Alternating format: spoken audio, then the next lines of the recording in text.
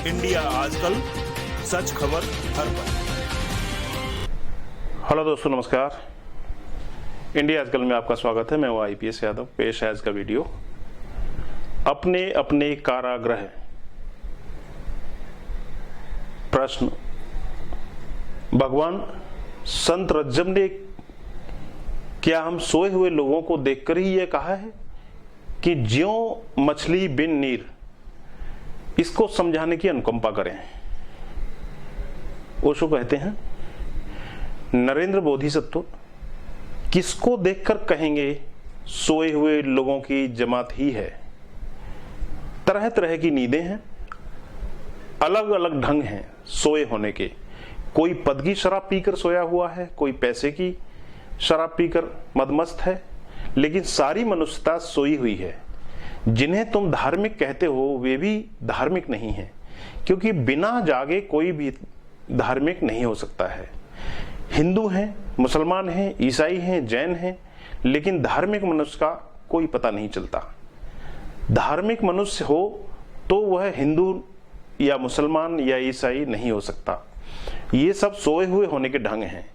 कोई मस्जिद में सोया हुआ है, कोई मंदिर में सोया हुआ है। मैं एक बड़े प्यारे आदमी को जानता था, बड़े सरल थे, अद्भुत रूप से सरल थे और आग्ने भी थे, अग्नि की तरह दग्ध कर दें। नाम था उनका महात्मा भगवान दीन। वे जब भी बोलते थे तो बीच बीच में रुक जाया करते थे और कहते थे, बायां हाथ ऊपर करो, अब दायां हाथ ऊपर करो, अब दोनों हाथ ऊपर करो। फिर कहते, अब दोनों हाथ नीचे कर लो। मैंने एक दिन उनसे पूछा, यह बीच बीच में रुक रुक कर लोगों को कवायद क्यों करवानी?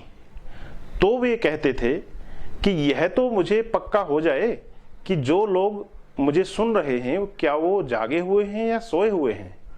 और मैंने देखा है कि यह सच था। जब वे कहते बाएं हाथ को ऊपर करो तो कुछ लोग तो करते ही नहीं थे और कुछ लोग दाएं हाथ को ऊपर कर देते थे। अधिकतर लोग तो सोए ही हुए हैं। यूं भी आंखें खोले हुए भी हम सोए हुए हैं। नींद का अर्थ है कि तुम्हें इस बात का पता ही नहीं कि तुम कौन हो। काश तुम्हें पता चल जाए कि तुम कौन हो, तो फिर जीवन में आनंद ही आनंद है, जीवन में एक सुवास है, क्योंकि फिर जीवन का फूल खिलता है, जीवन का सूर्य निकलता है और उत्क्रमण की यात्रा शुरू होती है। अथर्ववेद का यह वचन बड़ा प्यारा है। उत्क्रामातः पुरुष मावपत्था माच्छित्था अस्माल्लो कावग्ने सूर्यस्य संद्रसः। हे पुरुष, उत्क्रमण कर, उठ, ऊंचा उठ, इही लोक में ही यानी इसी लोक में रहते हुए सूर्य के सदस्य तेजस्वी बन। पुरुष कहते हैं वह जो तुम्हारे भीतर बसा हुआ है, शरीर के भीतर जो बसा हुआ है वह तुम हो।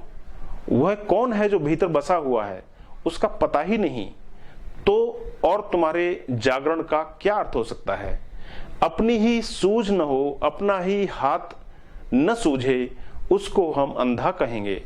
और अपनी ही आत्मा भी न सूझती हो, उसको तो हम महाअंधा कहेंगे।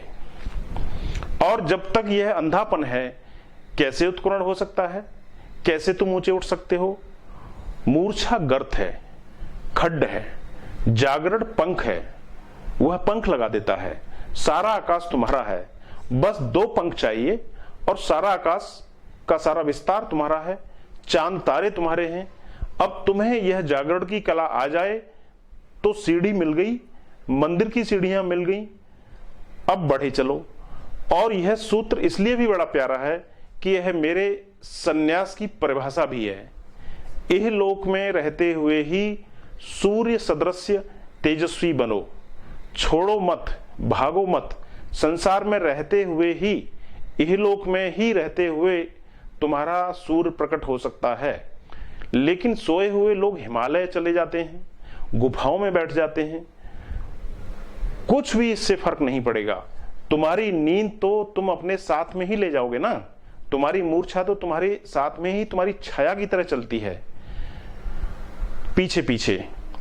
फिर तुम चाहे त्यागी बन जाओ, चाहे तपस्वी बन जाओ, चाहे शीर्षासन करो, सिर के बल में खड़े रहो, उससे कोई फर्क नहीं पड़ता है, या एक टांग के बल खड़े रहो, भूखे मरो, जो तुम्हें करना हो करो, नींद नहीं टूटेगी। और ये कुछ नींद के टूटने के रास्ते नहीं हैं। हाँ, यह हो सकता है कि तुम धार्मिक ढंग के सपने देखने लगो, यह हो सकता है कि तुम्हारे सांसारिक सपने तो हट जाएं, लेकिन उनकी जगह मोक्ष और स्वर्ग के सपने आ जाएं, मगर इससे भेद कुछ नहीं पड़ेगा। सपने तो सपने हैं, सांसारिक हो या आध्यात्मिक हो।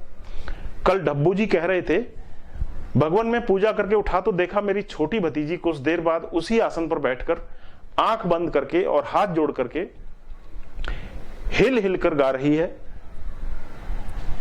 दो बेचारे बिना सहारे फिरते मारे मारे। डब्बू जी कहने लगे मुझसे, मुझे बड़ी हंसी आ गई और मैंने पूछा, नीनू यह क्या है? तो वह बोली, अभी चुप रहिए, मैं पूजा कर रही हूं चाचा जी। डब्बू जी ने कहा, पूजा? अरे यह तो फिल्मी गाना है, यह पूजा है।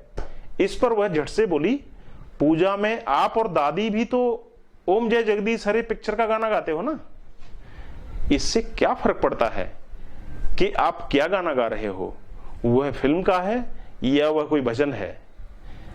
तुम्हारी नींद में सब बराबर है।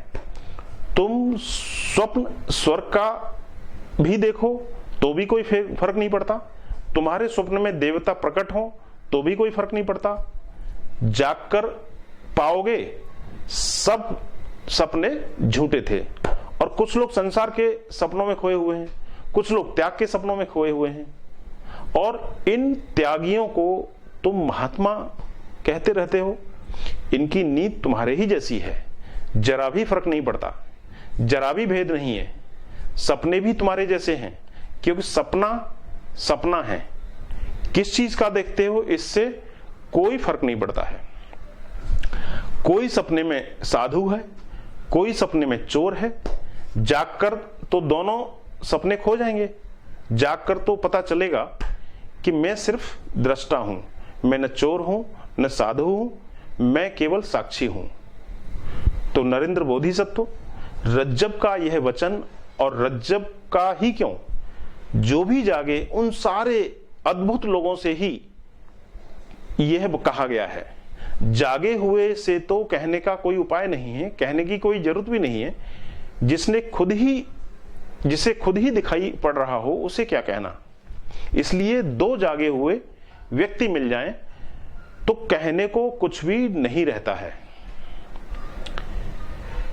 वो सिर्फ अगर मिल भी जाएंगे तो मौन बैठेंगे, शून्य में दोनों बैठेंगे, आह्लादित होंगे, और एक दूसरे को देख करके मन प्रसन्न हो उठेगा, आनंदित हो जाएगा, लेकिन बोलने के लिए कुछ नहीं बचेगा।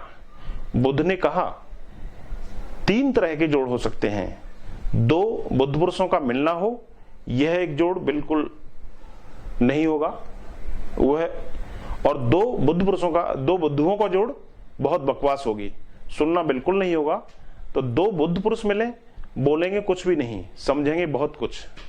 तो इसी तरह से मेरे पिता मुझे जब पत्र लिखा करते थे तो नियम से लिखते थे, हमेशा उनका पत्र आता था, और उनके पत्र में एक बात हमेशा होती थी, वह लिखते थे आखिर में, लिखा थोड़ा समझना ज्यादा।